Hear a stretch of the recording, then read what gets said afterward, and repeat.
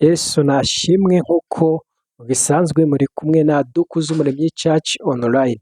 Uyu munsi rero hari amagambo yaje kuvugwa n'umwe mu bapasiteri cyangwa mu bapotere bakomeye cyane mu gihugu cy'u Rwanda w'umudamu witwa Alice, yaje kuvuga ko hari ababyeyi bamwe na bamwe bajya batamba abana babo ibitambo kugira ngo babone ubutunzi. Ese kuko birashoboka ko umuntu w'umubyeyi ashobora gufata umwana we akamutambamo igitambo kugira ngo abone amafaranga? Ntabwo mbizi neza, ariko kera najyaga numva amakuru yo mu cyaro, amakuru yo mu cyaro avuga ngo iyo ushaka kugira ngo ukire ngo ujye ikuzimu, ngo wamara kujya ikuzimu bakagusaba ngo gutanga igitambo. Igitambo rero bagusaba ngo ni ugutanga umwana wawe cyangwa umugore wawe cyangwa umugabo wawe. Majije gukura nigiye mu mujyi nza guhura n'ubukene, ndabaza ngo ariko buriya ikuzimu habaho? Ese koko nimba habaho umuntu ajyayo ute? Abenshi bakavuga ngo ni imyumvire, ni amagambo, ngo habaho hose ngo ntawe utajyayo.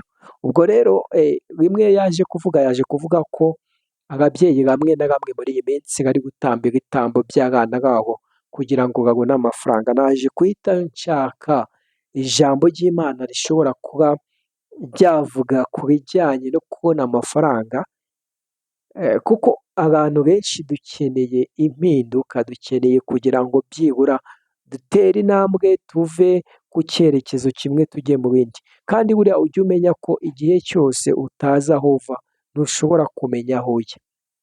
Niyo mpamvu ukwiye gukora, byashoboka ugakora amanywa nijoro, ugakora nimugoroba, ugakora mu gitondo, kugira ngo byibura urebe ko watera imbere. Buriya nimba ari ikintu kibi umuntu wese yanga, umuntu wese abona akabona ko kirambiranye, ni ikintu cyitwa ubukene. Uzi ko umuntu agutumira mu bukwe warabuze uko umutwerera, ukagenda wikandagira bitewe y'uko utabonye uko umutwerera? Rero ni ubukene. Buriya niyo mpamvu ukwiye gukora cyane ukareba ukuntu warwanya ubukene. Naje gusoma ijambo ry'Imana riboneka muri Zaburi y'128, ku murongo wa mbere harimo ijambo rivuga ngo hahirwa uwubaha Uwiteka wese akagendera mu nzira ze. Umuntu wese wubaha Uwiteka akagendera mu nzira ze, uwo muntu arahiriwe. Ibintu byose azakora Imana izamuha umugisha. Najya gucuruza azacuruza, mu gihe abandi bazaba barimo bakinga we azaba akingura, mu gihe abandi bazaba bicaye we azaba arimo akora. Umuntu uhiriwe ni umuntu wubaha Uwiteka, umuntu ukunda Uwiteka, umuntu ugendera mu nzira z'Uwiteka. Uyu muntu arahiriwe. Naho imvura yagwa ntishobora kwangiza ibye, kuko hari icyo Imana yamuvuzeho. Naho umuyaga waza ntushobora guhirika inzu ye, kuko yayubatse ku rutare. Noneho ku murongo wa kabiri harimo ijambo rivuga ngo kuko uzatungwa n'imirimo y'amaboko yawe,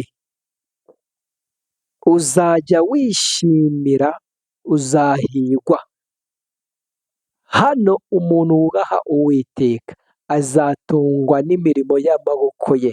Rero tugarutse kuri kiriya, ntabwo ari byiza ko ujya gushakira amafaranga mu bigirwamana, mu gihe kubaha Uwiteka ubwabyo bizana amafaranga, mu gihe kubana n'Imana ubwabyo bizana amafaranga. Niyo mpamvu mu byo ukora byose ugomba kwiga kubaha Imana, igahindura amateka y'ubuzima bwawe.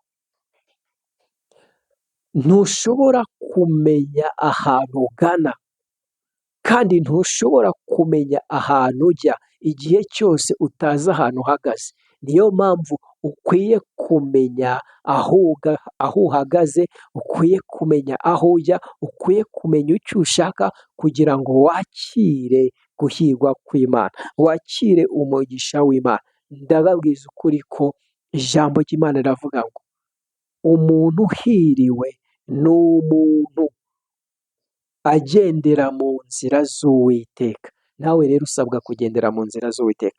Inzira z'Uwiteka ni izi: ni ukuva mu byaha. Icyo cyonyine, kuva mu byaha ugafata umwanzuro ugakizwa, bituma Imana ikora ibidasanzwe ku buzima bwawe, iza kugutabara. Niyo waba uri mu gahinda, uri mu bibazo, uri mu makuba, ibyo ntabwo bikanga Imana. Iyo ije kugutabara, iza yiruka ifite imbaraga, iza hejuru y'umuyaga, kuko yo ukuntu igenda biratangaje. Ntigenda nk'abantu tugenda dukururuka, oya, igenda gutya iza kugutabara. Rero ujye ukora ibyo Imana ishaka, ni ukuri uzabona umugisha.